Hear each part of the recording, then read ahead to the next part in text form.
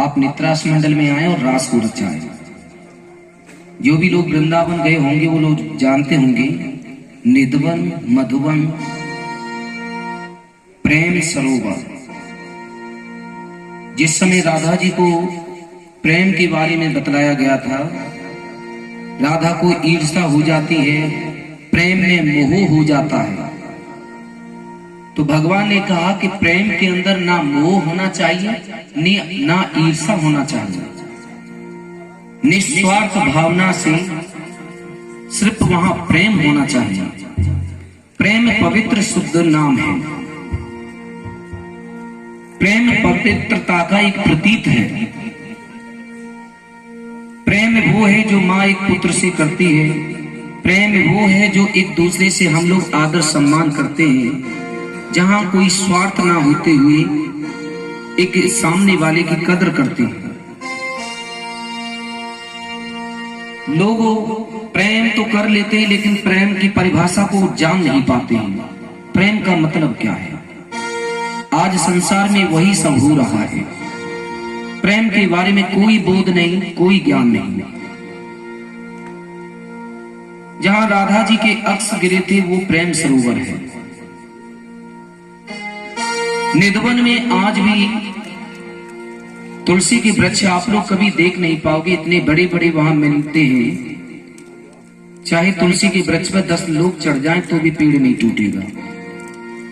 ऐसे तुलसी के वृक्ष और कहीं नहीं पाए जाते हैं, वो सिर्फ निधवन में है, वृंदावन के अंदर। और वो वैसे के वैसे ही रहते हैं। और हर पेड़ की विशेषता के सिंगल पेड़ कोई नहीं है, एक दूसरे में लिपटा हुआ है, डबल करके वो पेड़ है। दिन भर उसमें पशु पक्षियों की आवाज गूंजती रहती है। जैसे साय के 6 बजते हैं उसमें कोई पक्षी भी दिखाई नहीं देता है। ये एक दिन का नियम नहीं बल्कि पर डे का नियम है। 6 बजे के बाद में वहां कोई दिखाई नहीं देता है, क्योंकि भगवान आज भी वहां रास करते हैं।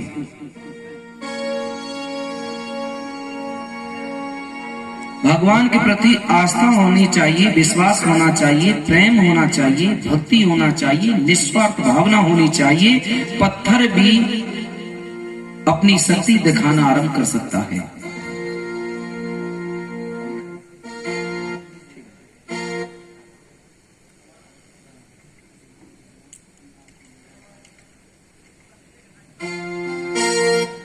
अब देखेंगे कि भगवान से ब्रज गोपियों ने कहा कि प्रभु रास करने पधारिए। रास, रस से जो भरा हो वह है रास। रास को रस रस का ही जाने, रसकन को कोई क्या पहचाने। रसिया की रसीली बन जाऊंगी, छबीली बन जाऊंगी, कान्हा की दीवानी बन जाऊंगी। रास पहले क्या था? रास। और एक दिन भोले शंकर जी पधारे, रास को देखने के लिए विचलित हो गए। गोपी बन करके आई वृंदावन में। तब से भगवान श्री कृष्ण ने कहा, महादेव आप रास में पधारे हैं गोपी बनकर। जब महादेव पधारे हैं तो इस रास का नाम रास नहीं होना चाहिए, आज से महारास हो जाना चाहिए। तब से महारास के नाम से विख्यात हुआ ये रास। गोपीश्वर नाथ के नाम से भोले शंकर जाने गए। आज भी गोपीश्वर नाथ मंदिर भोलेनाथ का वृंदावन में बना हुआ है। अनेकों भगवान की लीला है। अब कहोगे कि गोपियों ने तो भगवान से आज्ञा ली, तो अच्छी बात है। ये गोपियां भी कोई साधारण नहीं है, ये सब देवताएं थे जो गोपियां बनी हुई थी। भगवान से इसलिए प्रेम करती थी। गोपियों ने भगवान से आज्ञा ली, और भगवान ने किससे आज्ञा ली? आपके सामने राधा जी से। राधा जी कौन है? आदि शक्ति है। और शक्ति क्या है? मनुष्य के अंदर की ताकत। ताकत आप लोगों के शरीर में ना हो तो आपका शरीर एकदम बेकार है। ना आप चल पाओगे, ना हिल पाओगे, ना ढुल पाओगे, ना बोल पाओगे। शक्ति से ही हमारी एनर्जी कायम रहती है। तो जब शक्ति इंसान के अंदर नहीं, बेकार है, इसलिए शक्ति को सदैव महत्वता दी जाती है। शरीर की वैल्यू नहीं है जितनी की शक्ति की वैल्यू है। आज कृष्ण कन्हैया राधा जी से आज्ञा लेते हैं, क्योंकि राधा 64 कला से अवतारित हैं। जैसे कि राम जी 12 कला से अवतारित हैं, भगवान श्री कृष्ण 16 कला से अवतारित है, 4 कला और फाजिल है। और यहाँ राधा रानी तो 64 कला से है, आदि शक्ति है। एक क्षण में मूर्छित अवा दिया कंस को। ये राधा कोई साधारण नहीं थी। राधा चाहे तो सृष्टि का विनाश कर सकती है। आज हम आप लोगों में प्रेम है, वो राधा जी का ही है। और जब हमारे इंसान के अंदर से प्रेम नष्ट हो जाएगा, एक बार कंस ने ऐसा किया था। प्रेम के 2 मोती थे, उनको तोड़ डाला। राधा कृष्ण के ही द्वारा उस मोतियों को तोड़वा डाला, ऐसा उपद्रव करके, तो संसार में प्रेम नष्ट हो गया। ना कोई किसी से बोलता है, ना हंसता है, ना माँ बेटे को प्यार करती है, ना दुलार करती है, सब कुछ नष्ट हो गया। तब भगवान श्री कृष्ण ने तपस्या की, योगी बन करके, और अपनी तपस्या के बल से राधा कृष्ण एक हुए। नर और नारायण, जो कि राधा कृष्ण मिलकर के दोनों एक हो जाने से वो मोती जुड़ जाते हैं, और फिर से प्रेम धरती पर कायम हो जाता है। तो आप लोग देखें, अब उस रास के दर्शन करें।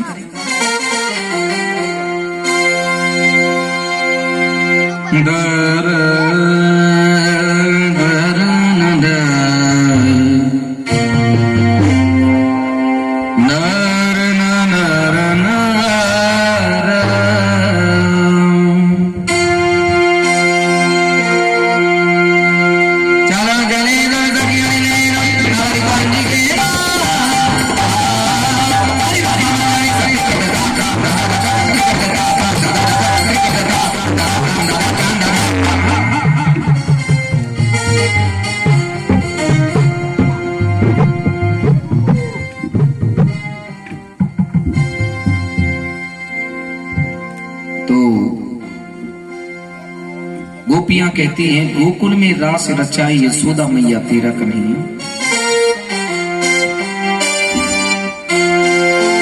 गोकुल में रास रचाई यशोदा मैया तेरा कन्हैया।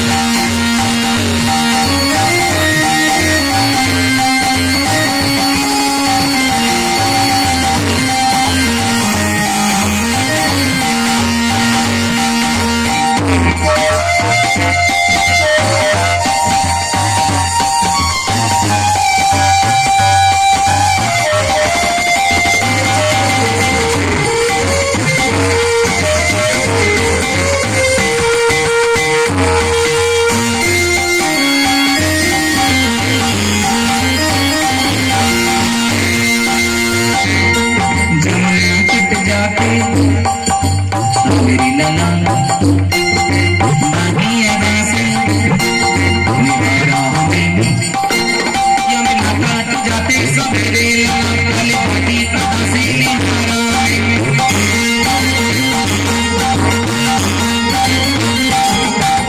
मोरी बजा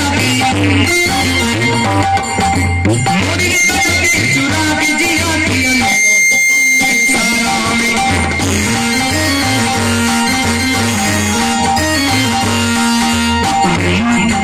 सदा से जब